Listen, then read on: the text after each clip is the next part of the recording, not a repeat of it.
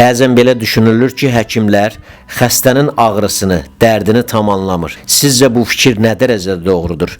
Həkimlər doğrudan da soyuqqanlı olur, yoxsa bu onların peşə borcu naminə taxdıqları bir maskadır?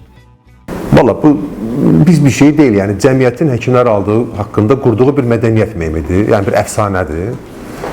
Ədəbiyyatdır yəni bu siz dediyiniz.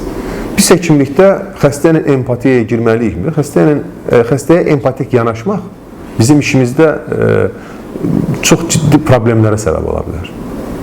Ona görə də bizə diaqnoz qoymağı, əməliyyat eləməyi, baxmağın yanında bir də xəstəyə qarşı soyuqqanlı olmağı öyrədirlər. Məsələn, bunu hamı həyata keçirir? Yox, bəzi həkimlər xəstə ilə empatiya qururlar. O ağlayanda bu da ağlayır. İnsandır da, amma bu kimi şeylər düzgün qəbul olunmur. Çünki sənin qərarına çox ciddi təsir göstərər. Məsələn, bax bir Süleddin deyə bir kişi var idi. Bax bu elə adını da verə bilərəm çünki çoxdan olmuş bir hadisədir. Süleddin bu avtovaz deyilən bir yer var idi.